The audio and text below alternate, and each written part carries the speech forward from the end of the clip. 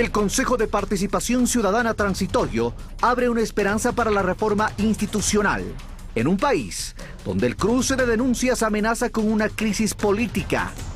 ¿Cuáles serán las acciones urgentes? José Serrano, Carlos Vaca Mancheno y Carlos Polit se declararon la guerra.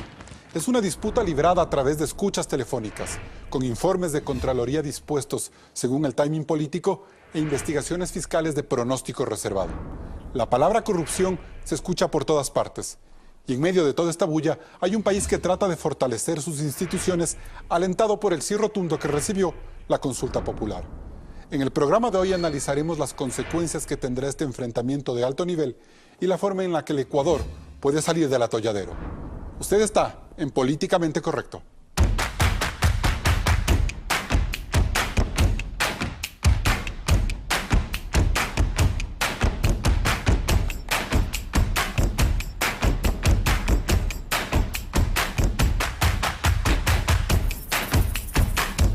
Hoy nos acompañan Nina Pacari Vega, dirigente indígena, ex vicepresidenta del Congreso, ex canciller de la República y ex magistrada de la Corte Constitucional. Ramiro Aguilar, jurista, ex candidato a la vicepresidencia de la República y ex asambleísta nacional. Y Arturo Torres, periodista, ex editor general de Diario El Comercio y autor del proyecto de investigación periodística Código Vidrio. Gracias por acompañarnos un nuevo domingo a Políticamente Correcto. Hoy queremos hacer un programa de reflexión para entender la magnitud del cruce de denuncias entre altos funcionarios del Estado ocurrido esta semana y determinar así el riesgo que tiene para el país y sus instituciones este tipo de comportamientos. Veamos este primer informe preparado por Claudia Roura. El lunes de esta semana, el fiscal Carlos Vaca Mancheno hizo público un audio donde se escucha al presidente de la Asamblea, José Serrano, y al excontralor y prófugo de la justicia, Carlos Polit, hablando de bajarse al fiscal. Aló, pana, ¿cómo estás? Hola, Carlitos. ¿Qué fue, compadre lindo? ¿Cómo estás aquí? Pues, hermano, saludándote. Hermano, aquí el tema es Vaca, hermano. Vaca es miserable. Tú sabes que siempre fue miserable y obviamente él no está dispuesto a cumplir con ningún acuerdo, ¿no? Yeah. Pero al final yo no sé, yo no sé Vaca a quién está respondiendo este rato, pero él está jugando en su cancha porque él también quiere ser presidente de la República, ¿no? Carajo. No me digas. Sí. Oye. Y como él maneja esos temas y el hermano maneja los del tema electoral, entonces ellos tienen una fuerte presencia ahí, pero definitivamente tenemos que bajarle no nos queda más, él no puede ser fiscal hasta finales de este año. Vaca los responsabilizó por si algo les pasa a sus seres cercanos. Aquí lo que realmente debe importarle al país y debe preocuparle al Ecuador es que exista un legislador que resulte ser el presidente de la Asamblea Nacional, que llega a acuerdos con un prófugo de la justicia, Carlos Polit. Y luego ordenó la investigación sobre dicho audio. Horas más tarde, el presidente de la Asamblea convocó a rueda de prensa. Serrano aceptó que esa conversación fue hace meses y anunció sus acciones sobre la comisión del 30S. Este mismo momento entregaré a la Fiscalía estos documentos originales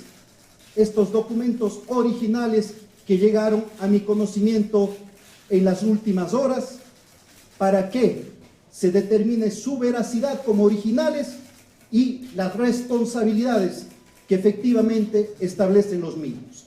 Eso lo vamos a hacer de manera inmediata, conjuntamente con la denuncia también de intimidación respectiva y de judicialización del audio que se ha presentado el día de hoy por parte del señor Fiscal General de la Nación. Y por la noche, el excontralor Carlos Polit en CNN dijo que la llamada fue el 22 de noviembre del 2017. Permítame decirle a Carlos Vaca que en el Ecuador existe un Montesino ecuatoriano y es él.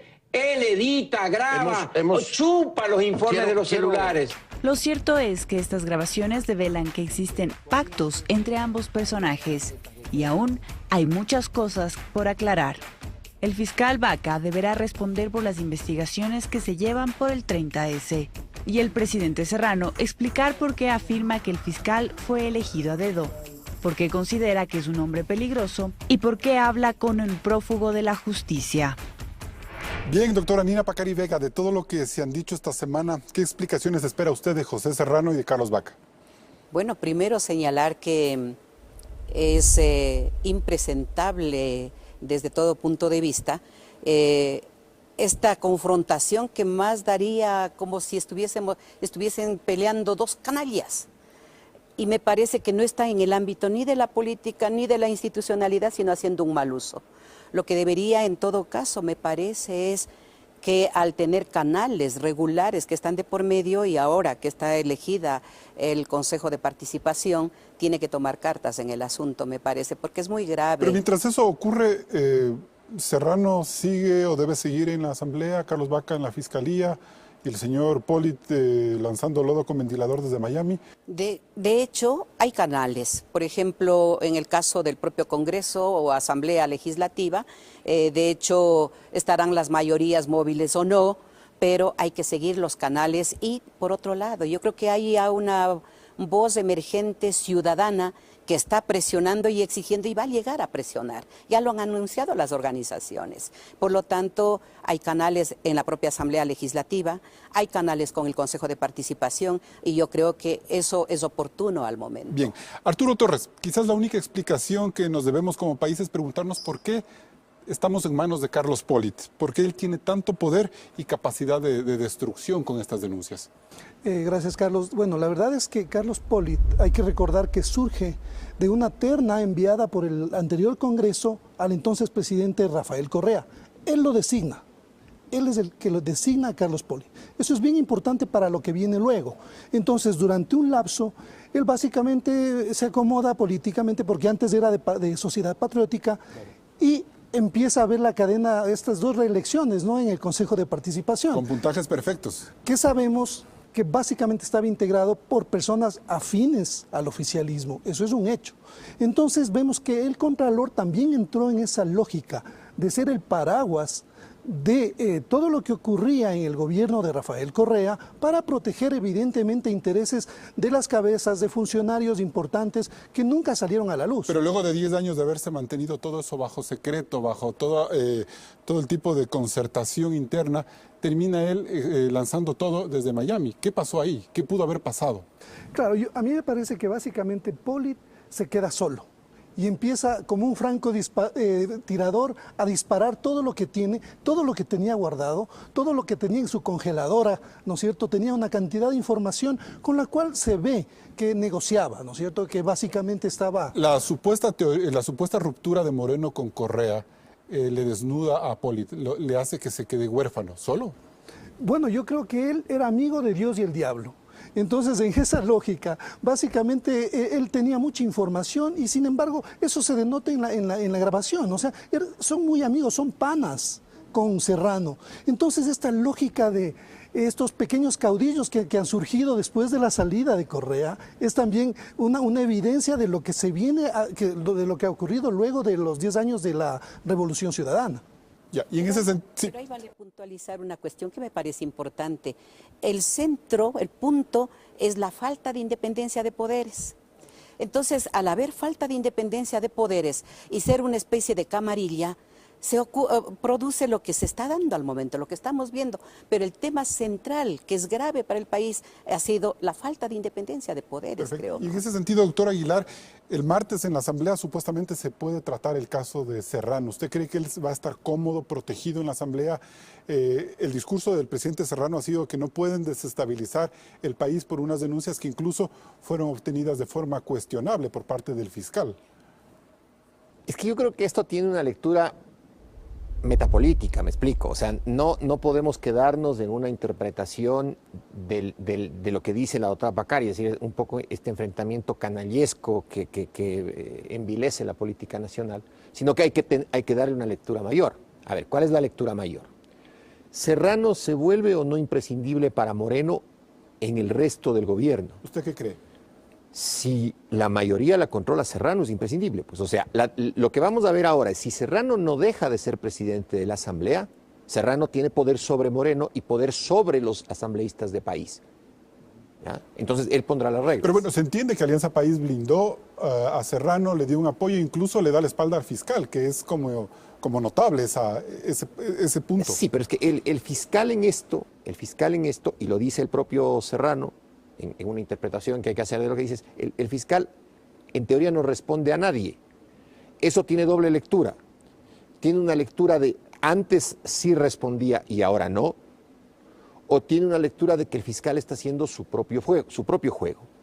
Y otra cosa que me preocupa. Le interrumpo una cosa, y también dice Serrano que el fiscal podría estar haciendo vínculos con el actual presidente, o sea, mete en esta lógica de acuerdos al propio presidente Moreno. De acuerdo, pero a ver, esa es una especulación política que sigue una línea que tiene que ver con esto que voy a analizar a continuación. Es decir, el presidente Moreno es un presidente que no otorga líneas generales de gobierno y que en esta crisis en particular se ha notado totalmente ausente de liderazgo político. Es decir, no puede responder a una crisis donde el presidente de la Asamblea se dice vela verde con el fiscal y el fiscal con el presidente de la Asamblea con un tuit.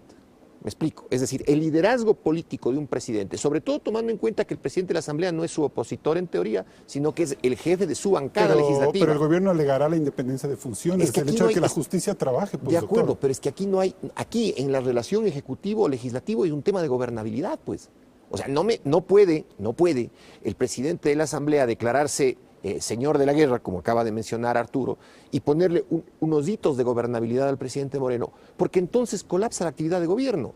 Lo lógico, lo racional, lo coherente habría sido que el presidente de la República se reúna con su coideario, además el que manda sobre sus diputados en la legislatura, y decirle, compadre, ¿y esto es verdad, no es verdad?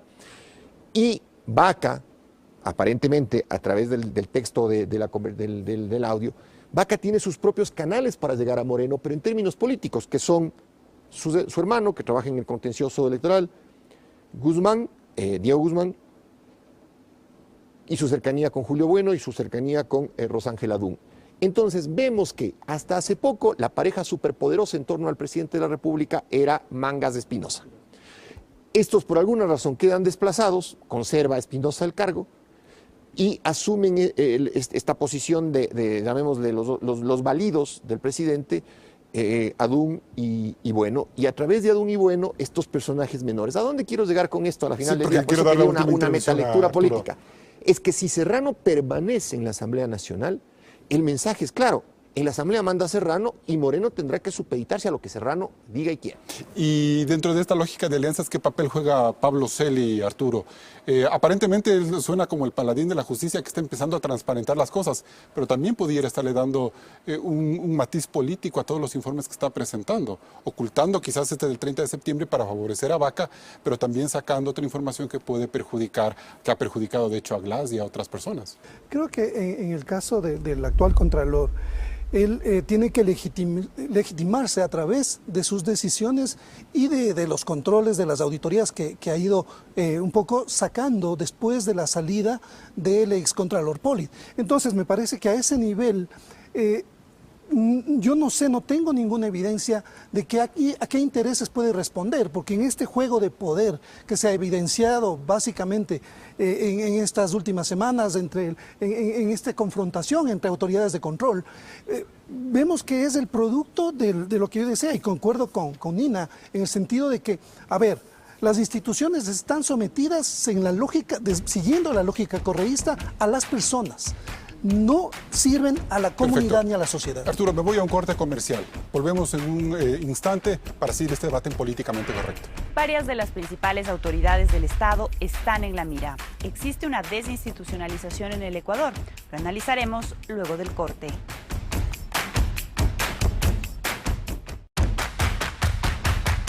Detrás de las disputas personales entre José Serrano, Carlos Vaca y Carlos Pollitt está un entramado de denuncias e investigaciones que comprometen la credibilidad de varias instituciones del Estado, como lo vemos en el siguiente reportaje.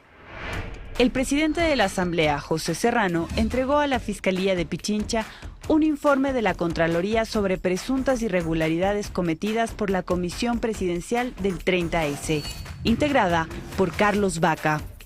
y a su vez propuso una comisión multipartidista en la Asamblea Nacional para investigar este caso.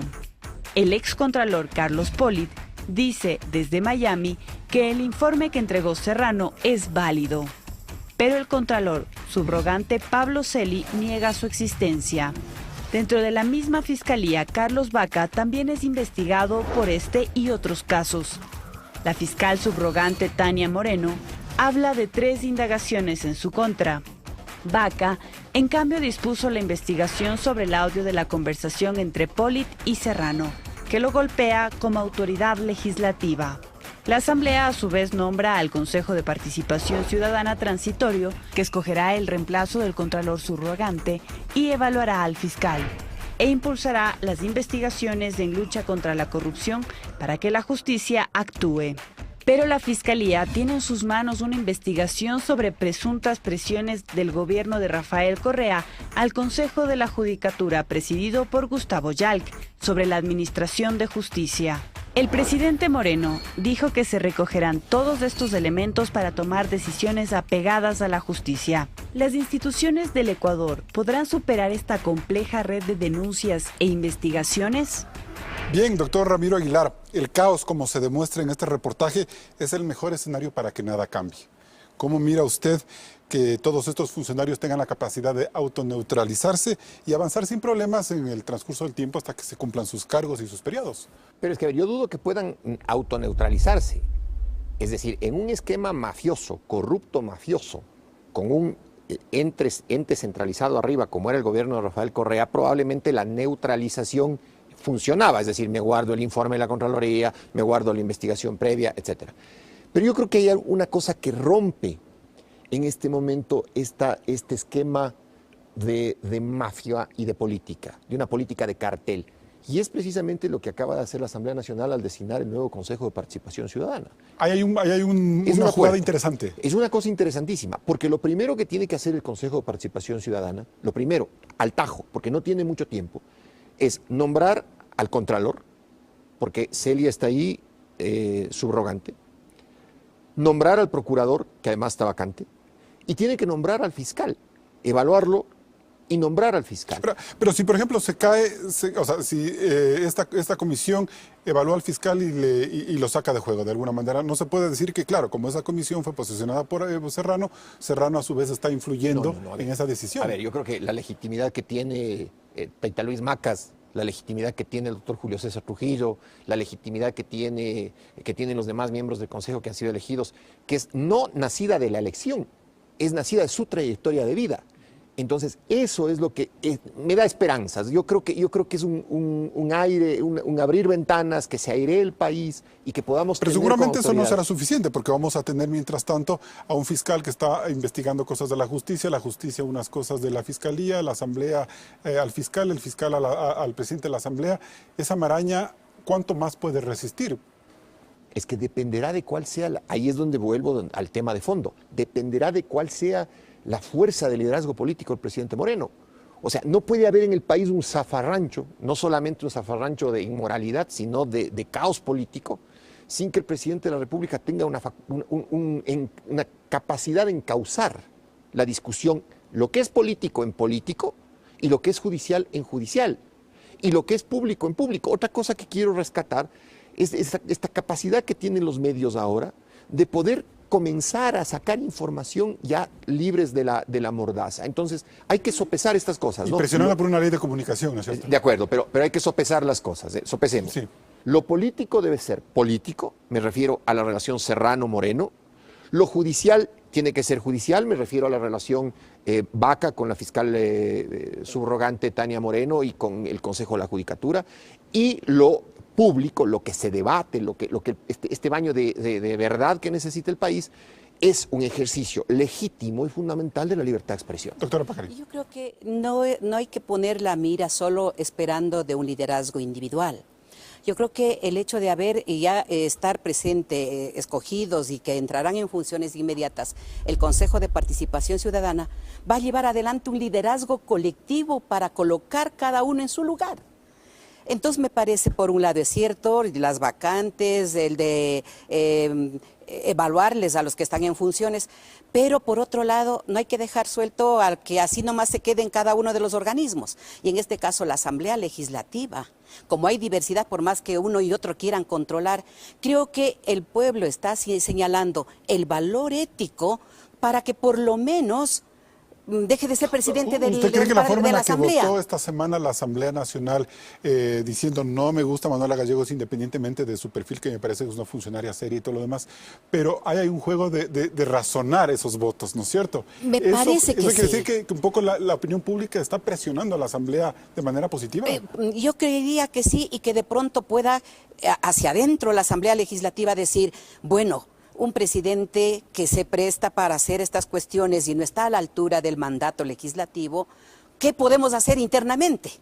Puede ser uno de los elementos que contribuya, como también es posible que no, pero para eso el liderazgo colectivo, y por eso digo al que se debe acompañar, es el Consejo de Participación Ciudadana. Arturo Torres, Ramiro Aguilar dice que se apela al liderazgo de Lenín Moreno como presidente de la República para llevar adelante un proceso más transparente. ¿Eso quiere decir que en este caos y la forma en la que está conduciendo, tal vez el correísmo puede salir beneficiado de alguna manera? Esperemos, yo dudo mucho porque creo que una vez que se fue el caudillo, hay estos aprendices de caudillos en diferentes instituciones, que han hecho de esas instituciones sus feudos. Entonces, en esa lógica, el presidente de la República tiene muy poco manejo, o sea, me parece que tiene muy poca posibilidad de maniobrar. Entonces, estamos en una transición todavía, o sea, no hemos cambiado toda la institucionalidad que dejó el correísmo. Hay autoridades que vinieron de ese proceso y que siguen ahí. Entonces, es clave el papel que va a cumplir el Consejo de Participación Ciudadana Transitorio para hacer una evaluación objetiva. Porque mira, o sea, si a Moreno se le cuestiona tanto porque no se logra desligar, no logra cortar el cordón umbilical del correísmo en relaciones exteriores, en economía, en sus alianzas en la Asamblea, todo lo demás, y se vuelve preso de esas figuras. Tenemos también una discusión que nos lleva a decir, sí, el fiscal se comporta de esta manera, Serrano de esta otra manera, Poli de esta manera, pero como que nos abstraemos del origen, de lo que tú mencionabas al inicio, quién nos nombró. Pero en medio de ese caos no puede ser que termine beneficiándose Correa y hasta quedando en el congelador, por ejemplo, las investigaciones a través de la vicepresidencia de Jorge Glass. Completamente, o sea, me parece que además ha surgido que se vayan todos. Es muy peligroso. Es precisamente volver al 2005.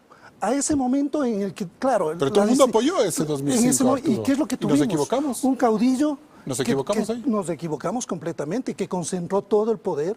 Y básicamente ahora el que se vayan todos es una jugada, esa es la estrategia, ese es el río revuelto en el que quiere pescar Correa. Pero es el riesgo en el que podemos caer con una movilización como la que usted no plantea, pero sí considera que puede darse. Que puede darse. Pero me parece que no es solamente, de pronto nos endosamos nosotros y decimos, nos equivocamos.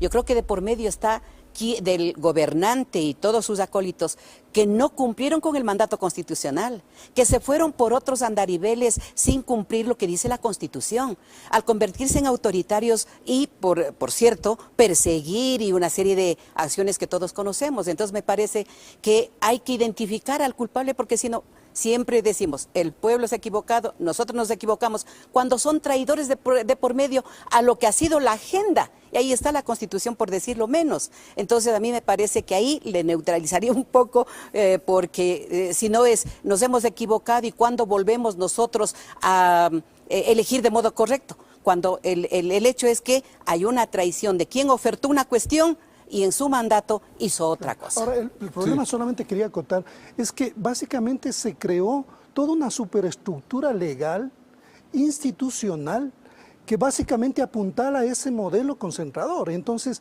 no está solamente en el tema de las personas y de los funcionarios. No, por eso yo comparto también el tema de este liderazgo compartido. Arturo, pero Ramiro Aguilar insiste en que ahí es fundamental el liderazgo del presidente de la República. ¿Lo puede ejecutar sin romper ese cordón umbilical con el correísmo, pero doctor? Es que es imposible, pues.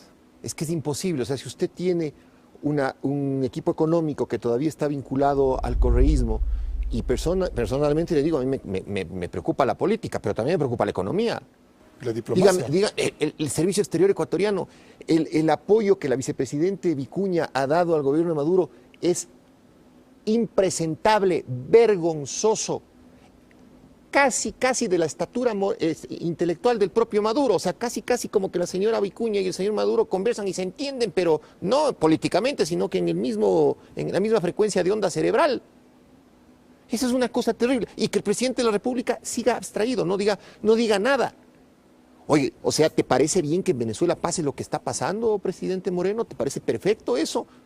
¿O es que en tu gobierno no controlas ni siquiera que tu vicepresidenta es nada tenga... agradable, pues. Esa es la respuesta del presidente. No, pero a ver, volvemos al tema de la ausencia de control.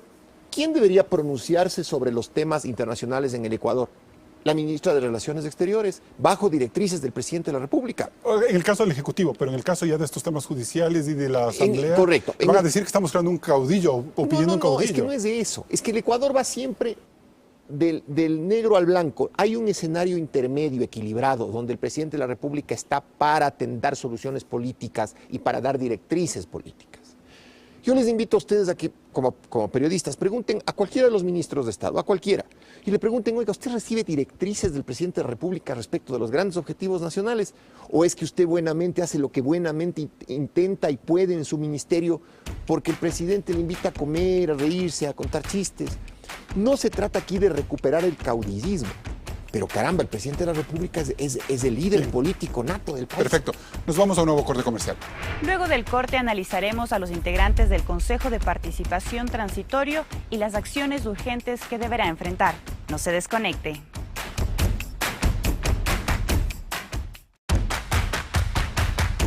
Luego de los audios revelados esta semana del informe del 30S que se habría manipulado y de los actos de corrupción develados en el último año, las esperanzas del país se centran en el Consejo de Participación Ciudadana Transitorio. Claudia, ¿cómo queda conformado este organismo? Los nuevos consejeros escogidos por la Asamblea de entre las ternas enviadas por el gobierno son Julio César Trujillo, doctor en jurisprudencia y miembro de la Comisión Nacional Anticorrupción.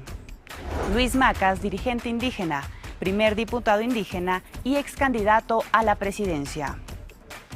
Luis Bolívar Hernández, coronel retirado del Ejército, comandó las operaciones en la Guerra del Cenepa y fue asambleísta constituyente de Montecristi. Pablo Dávila Jaramillo, abogado y expresidente del Comité Empresarial Ecuatoriano. Javier Zavala Egas, doctor en jurisprudencia y miembro del Frente de Transparencia. Eduardo Mendoza Paladines, abogado y periodista. Miriam Félix López, economista. Trabajó 14 años en el Ministerio de Finanzas y es rectora de la Escuela Superior Politécnica Agropecuaria de Manabí. Este consejo transitorio será instalado la próxima semana y las tareas urgentes que deben realizar son evaluar a las autoridades, entre ellas el fiscal general, el defensor del pueblo y varios superintendentes. Por otro lado, también impulsar los concursos para nombrar al Contralor, Procurador, Consejo de la Judicatura, vocales del CNE y del Contencioso Electoral y otros superintendentes, para lo que tendrán poco menos de un año. Carlos. Bien, doctora Nina Pacari, ¿en serio usted cree que este consejo podrá hacer todo lo que se le plantea, dada la magnitud de esta crisis institucional? Yo creo que para el tema de la evaluación que se deben emprender, les dan un plazo improrrogable de 6 meses. Y en los 6 meses tendrían que dictar las normas de evaluación, por un lado, la otra de selección para llevar el procedimiento, por decirlo. La ley está por salir, que dará algunas normas. Pero los procesos de selección han durado más de 7 meses, casi un año en cada una de las autoridades. Eso les va a sobrepasar. Había un mecanismo distinto y yo creo que con esa experiencia tomarán otras alternativas que puedan ser más fluidas, más rápidas en ese sentido. Ya tendrá la iniciativa el propio Consejo, pero yo creo que trabajando en equipo no va a resolver el problema del Ecuador. Pero yo creo que va a dejar colocado frente a lo más urgente, que sería la evaluación, por un lado, al menos de las personas involucradas en los espacios institucionales que ya hemos conocido en estos momentos. Creo que es importante señalar que lo otro es que irá generando la confianza, irá generando la legitimidad, y eso son elementos sustanciales para las actividades que van a realizar. Doctor Aguilar, ¿usted no cree que este espacio puede ser el espacio en donde se pueda materializar el que se vayan todos, del que Arturo Torres tiene cierta preocupación? A ver, yo creo que el que se vayan todos siempre fue un acto suicida de la política ecuatoriana, suicida e irresponsable, ¿ya? Y además hay golpistas de extrema izquierda y golpistas de extrema derecha que juegan al que se vayan todos. Aquí eso no funciona ni debe funcionar. Pero debemos entender la necesidad de que el Ecuador tenga una gobernabilidad sin que el presidente tenga una pistola en la cabeza como consecuencia de eventuales movilizaciones sociales, que también es un elemento perturbador cuando la movilización tiene un efecto político específico y no es una reacción legítima de la expresión popular.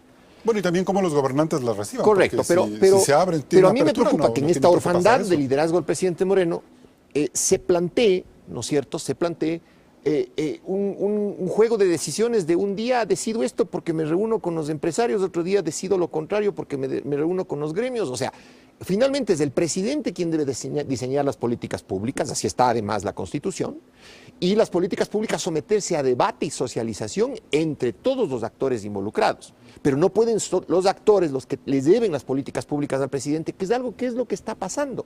O sea, no es un tema baladí, no es un tema que sea irrelevante, es un tema muy serio, muy profundo. Hay que reformar la justicia en el Ecuador, porque además en el video que acabamos de ver vemos además que había previamente un cruce de mails entre gente del gobierno con el presidente del Consejo de la Judicatura, pero inmediatamente, apenas usted topa el tema, la gente dice, le van a meter mano a la justicia. No, ya le metieron pues la mano a la justicia. Correcto, pero ese es el resultado. Y vamos al futuro, es decir, el perfil del nuevo fiscal, ¿cuál debería ser? El perfil del nuevo fiscal debería ser que es absolutamente independiente del gobierno, independiente políticamente. O sea, fiscal debe irse a la casa, doctor. Pero si era el asesor de Correa, pues. Ya. Pero en cambio él es el que ha llevado mal o bien en las investigaciones de Odebrecht y tenemos un vicepresidente preso, eso dirán. Y se puede decir, cuidado, Carlos, eso entorpece el resto de la investigación. Carlos, preso por asociación ilícita. O sea, es un fiscal tan deficiente en sus funciones que no pudo formular un cargo serio. Pero las investigaciones siguen abiertas. Pero pues, está repatriado $1 de Glass, uno solo. ¿No se logrará eso con los próximos procesos? No, señor, hay que tener un fiscal mucho más serio. Y un fiscal además que tenga algo que es sencillo. Un fiscal, me decía la semana anterior, un fiscal de primera línea, me decía, termino la idea en un segundo, me decía, vea, mi querido doctor Aguilar, yo como fiscal no sé si sirvo a Dios y al diablo, es decir, con lo que acabo de ver entre el enfrentamiento entre el fiscal y el presidente de la Corte Nacional, y la señora Moreno también. Claro, y la señora Moreno, yo como integrante de la fiscalía, no sé si estoy sirviendo a Dios o al diablo, no sé si estoy sirviendo a los buenos o a los Arturo malos. Torres, Ramiro Aguilar dice que se vaya el fiscal. ¿También debe ser el contralor Pablo Celi? Yo creo que debemos ir en la línea, no del circo, ¿no es cierto? Porque todo el mundo está buscando cabezas y está buscando sangre en este momento. Lo que necesitamos es recuperar la institucionalidad. Y la mejor señal que debemos dar es que este Consejo de Transición haga una purga, evalúe a los funcionarios y luego sí, si tienen que cambiarlos, que los cambien. Ahora, pero mira, hay una cosa, mucha gente, entre ellas el doctor Aguilar, censura el hecho de cómo el fiscal Vaca presenta este audio entre Poli y Di Serrano por fuera de lo que dice incluso el Código de Procedimiento Penal, que tiene toda la razón. Pero yo me pongo también a pensar, ¿qué pasaba si es que se siguen los canales institucionales diseñados por el correísmo? A lo mejor ese audio no se escuchaba nunca y no podíamos entender el papel que puede estar jugando Serrano en este momento. Claro, o sea, estamos en una guerra de guerrillas en este momento. Donde la institucionalidad juega a favor de ellos, porque todo se vuelve debido proceso. Claro, todo está básicamente sometido a ese esquema que se montó los últimos 10 años. Pero yo sí creo que nosotros tenemos que ir un poquito más allá, en función de precisamente recobrar la institucionalidad a partir del papel clave que va a jugar este Consejo de Transición y que tenga unas decisiones objetivas, que no haya una cacería de brujas. No hagamos lo que precisamente espera esa ala correísta más extremista, por decirlo así, sino que volvamos a un cauce, al correísmo, jugar al caos, y eso es lo que están en este momento proyectando. O sea, que en este, como decía yo, en este río revuelto, el que más beneficiado sale es Correa, porque no olvidemos que el 30% que en la consulta popular se evidenció por el no, es un 30% que lo trabajó. Que no tiene partido ahora, pero puede forjarse. O sea, a mí me parece que Correa tiene un capital. Y no te olvides que hay se va a venir posiblemente un pedido de una nueva asamblea constituyente, en fin. Justo eso le quería preguntar a la doctora Nina Pacari. El expresidente Hurtado dice que las leyes correístas que se diseñaron en esta década no funcionan y que tiene que haber una nueva constituyente. ¿Usted cree que podemos derivar en eso a través de una muerte cruzada, por ejemplo? Puede darse una muerte cruzada, lo dice la Constitución. Puede darse por movilización, a lo mejor, una asamblea constituyente, pero todavía son especulaciones respecto de lo que podría darse. En concreto, lo que está es, ¿el Consejo de Participación Ciudadana no tiene la obligación de reestructurar el país? No. Pero el de recuperar la institucionalidad... como consejo, doctora Pacari, porque eso sí puede suceder. Que por tiempo, por tantas cosas se quede corto y nos quedemos como con esa desesperanza de que no se pudo haber hecho lo que se debió hacer. Es que van a avanzar, yo creo, el trabajo en equipo va a avanzar. Creo yo, al menos confío en que eso se pueda dar, al menos para recuperar la institucionalidad. Es decir, colocar gente proba, como debe ser, y el hecho de que gente que vaya a responder cumpliendo la Constitución, no a grupos ni a personas, que eso es lo que le ha hecho daño. No es en el fondo, a ver, es cierto, hay que cambiar y hay cuestiones de vacíos en la normativa, en la Constitución, en fin, pero yo creo que frente a cumplir Aguilar, lo principal me parece ¿la Asamblea importante. Constituyente, la muerte cruzada, es una salida? A ver, la salida va a ser tarde o temprano la Asamblea Constituyente y les voy a explicar por qué. Porque hay que reformar la Constitución del 2008. Tarde o temprano, de eso no nos va a salvar nadie. Lo que estamos hablando es de los tiempos. ¿Estamos los tres de acuerdo en eso? Es Asamblea Constituyente en el Ecuador va a haber. ¿Con Moreno?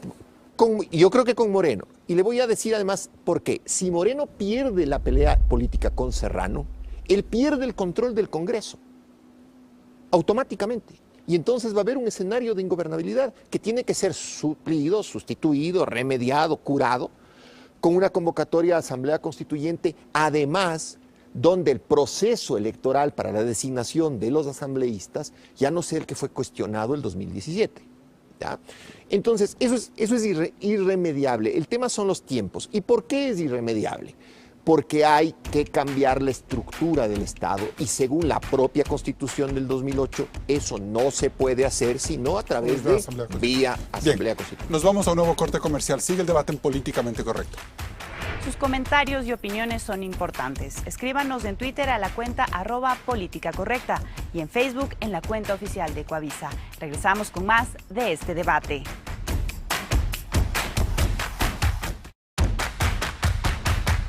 La preocupación por los hechos del 30 de septiembre del 2010, día de la sublevación policial en el regimiento Quito, volvió a despertar esta semana. El miércoles, los familiares de varios uniformados que fueron procesados caminaron hasta la Asamblea para pedir la reapertura de las investigaciones. Quieren que se aclare el supuesto informe de Contraloría que el presidente de la Asamblea entregó a la Fiscalía, donde se realiza un examen especial a la Secretaría de Inteligencia y a los pagos que hizo a la comisión correísta presidida por Carlos Vaca. En ese sentido, Arturo Torres, quizás la oportunidad que puede tener toda esta explosión de denuncias irregulares es que esta herida abierta que quedó del 30S finalmente se cierre, que parecía que nunca se cerró. Creo que es un momento para decantar todo eso. O sea, me parece que se abrió la caja de Pandora. Es indispensable que nosotros, desde los ámbitos en los que trabajamos, nos esforcemos porque precisamente esas denuncias se esclarezcan adecuadamente una vez que ya hay, digamos, independencia en transición, porque también los jueces saben que van a ser evaluados. O sea, esto es va a ser un dominó, pero me parece que sí, el tema del 30S, evidentemente hubo una simulación. O sea, es fundamental dentro de toda esta transición política aclarar lo que pasó el 30S. Creo que se lo merecen todos esos policías que, según datos y testimonios, fueron injustamente detenidos, enjuiciados, perseguidos. O sea, ¿y quién estuvo detrás de eso? En ese juego lo que ha salido es esta institución también que se volvió perversa, la SENAIN.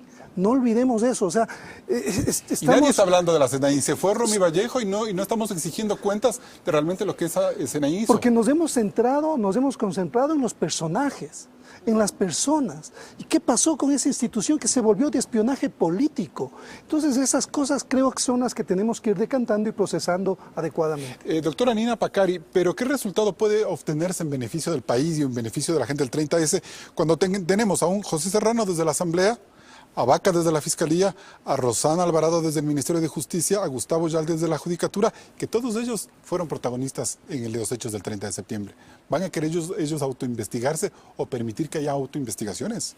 De hecho, yo creo que habrán mucho problema, dificultades, yo creo que habrá, ¿no? No será fácil para ni el Consejo de Transición y no será fácil si es que se quiere desbrozar aquello, pero es necesario por lo menos empezar en transición.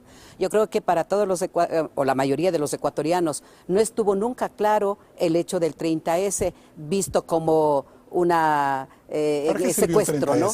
¿Para qué sirvió el 30S? Yo creo que sirvió para una politiquería de armar viva la democracia, defendemos la democracia y hacer un instrumento político. Y veamos, cada año se festejaba el 30S y atemorizar, ¿no? Y yo creo que, por ejemplo, en el 2011, la primera marcha que realizó la CONAIE desde el sur era solo para romper el miedo, no había otro objetivo. Era romper el miedo que se iba logrando de a poco, porque con temor no fue suficiente, pero sí fue subiendo hasta el 2015, donde se le declaró el año de la resistencia. Por lo tanto, yo creo que es un comienzo y no esperemos que todo se va a resolver inmediato, pero creo que ya se ha abierto, Doctor como Aguilar, quien dice, la caja de Pandora. ¿Cabe destrabar el tema del 30S a través quizás de una comisión de la verdad? ¿Es importante volver a tocar ese tema en la política ecuatoriana? Yo soy enemigo de las comisiones de la verdad. Por ejemplo, comisión creada ex profeso es la de Don Vaca. Correísta, pues. Pero además que aparentemente, según el informe de la Contraloría, ha ido con alias a ganarse ahí un billetín en los gastos reservados de la SENAIN. Sí, yo no soy muy amigo de las comisiones de exprofeso porque entonces tienen un tizne político. Yo creo en la institucionalidad, soy abogado y hombre formado en el derecho. Entonces yo creo en la institucionalidad, yo creo en una revisión de los casos. Que sí cabe ese momento. Cabe, por supuesto, la revisión cabe hasta cuando se ha muerto el condenado, si es que hay mérito, porque la revisión genera per se derecho de reparación. O sea, no se trata aquí solamente de decir si no ha sido golpe de Estado. Oye, no solamente hay policías con vidas deshechas, hay civiles que tuvieron algunos que salir del país, otros que vivieron escondidos en el Ecuador, que necesitan reparación. Y gente estigmatizada. Pues. Gente estigmatizada. Y no solamente es Vaca. A ver. Un diario condenado, Diario El Universo. Pero aparte de eso, Carlos, en el 30S funcionó el aparato represivo del correísmo al 100%. No solamente en la parte real del enfrentamiento militar y policial en el hospital de la policía, sino también el aparato de fiscales que se armó para armar los casos, el aparato de jueces que condenaron y se negaban a revocar medidas cautelares, el aparato mediático del correísmo que creó la ficción del golpe de Estado y adicionalmente, eso tuvo como efecto, que es más grave todavía,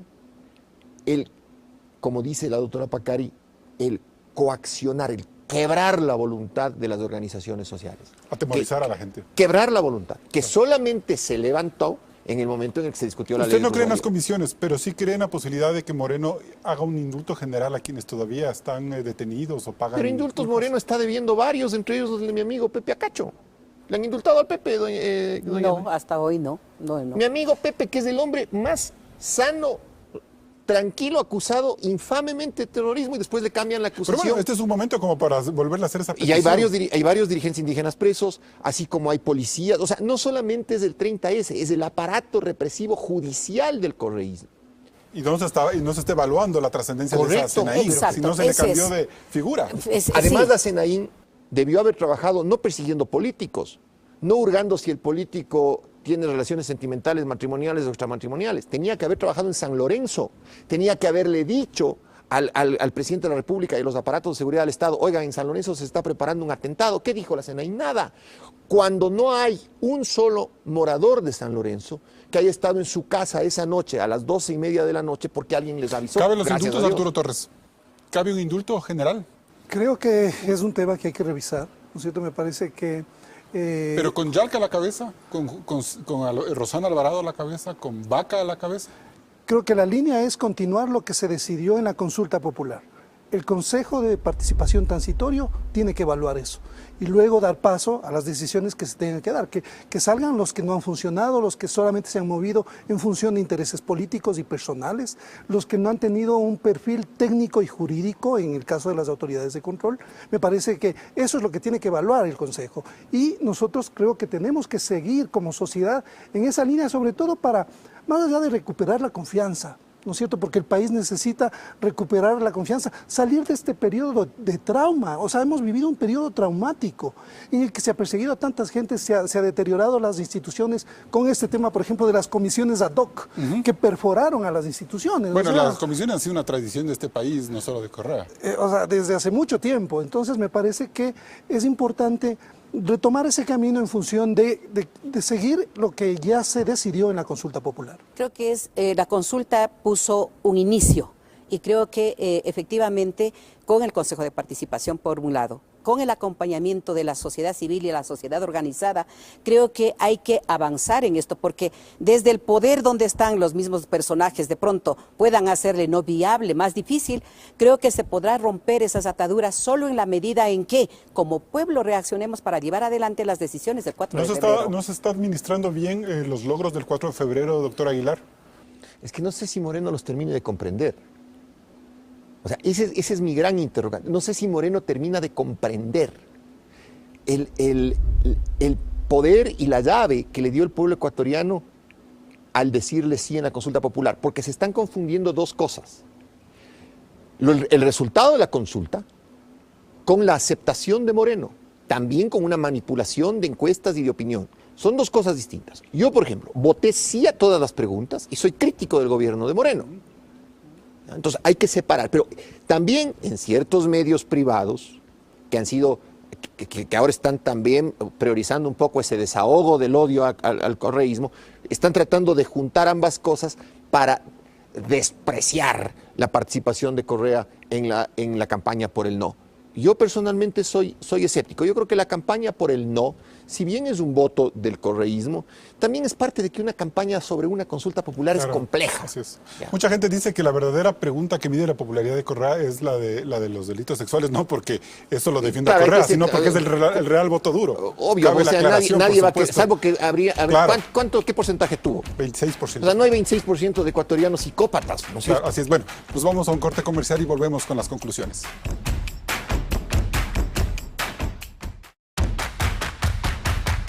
Entramos en etapa de conclusiones. Arturo Torres, ¿hay salidas políticamente correctas para este enfrentamiento de alto nivel? Por supuesto, hay varias salidas que tienen que irse ejecutando, buscando. Desde esta primera decisión que ya se ha tomado, se acaban de nombrar a los miembros del Consejo de Participación Ciudadana. Esta es una gran oportunidad que, sobre todo, ahora tiene el panorama completo de lo que se ha evidenciado, ¿no? Cómo las autoridades han estado sometidas a intereses personales o de un solo partido. Tenemos que ir a un salto, tenemos que ir a un cambio y a una transformación que le devuelva a la sociedad su papel en las instituciones como debía ser siempre. O sea, me parece que eso es lo que hay que fortalecer. Nina Pacari. Evidentemente que sí, y creo que la recuperación de la ética y del quehacer político son fundamentales, porque cuando falta ética y un quehacer político digno, se cae en la debate tanto personal o institucional, el caos del que estamos viviendo. Y creo que la ciudadanía, las organizaciones, estamos obligados a ser no solo vigilantes, sino acompañar sobre todo a esta apertura con el Consejo de Participación Transitorio para que podamos poner los puntos sobre los íes en la institucionalidad y en la política del Ecuador. Ramiro Aguilar, ¿qué es lo políticamente correcto? Lo políticamente correcto es aplaudir y apoyar la designación del Consejo de Participación Ciudadana Transitorio, es desearle de corazón éxitos, es decir, no pensar siquiera en la posibilidad de que el proyecto fracase, sino el ser positivo, el pensar que es la puerta que se abre para poder salir de este mundo canallesco al que nos llevó el correísmo. Y enhorabuena a quienes han sido elegidos. Espero de corazón, con un corazón abierto y patriótico, que cumplan su trabajo y que estén a la altura de lo que el Ecuador pide de ustedes. La verdad es que el enfrentamiento que hemos visto esta semana entre el fiscal general y el presidente de la Asamblea no tiene parangón. La lucha por el poder es comprensible entre los políticos, pero cuando estos sustentan una dignidad tan alta, otros deben ser los derroteros que motiven su paso por la función pública. Vaca y Serrano le deben una explicación al país sobre la influencia que todavía tiene un funcionario censurado, llamado a juicio por corrupción y prófugo de la justicia como Carlos Polit, que ha manejado con cálculo político e indolencia temas tan sensibles como el de la Comisión Correísta sobre el 30 de septiembre. Esta semana se posesionó el Consejo de Participación Ciudadana Transitorio, que tendrá la posibilidad de cambiar y combatir la corrupción y de depurar a profundidad las instituciones. Que no nos defrauden. Hasta el próximo programa. Aquí concluimos otro programa de análisis de la política ecuatoriana. Nos vemos el próximo domingo, 10:30, por la señal de Coavisa.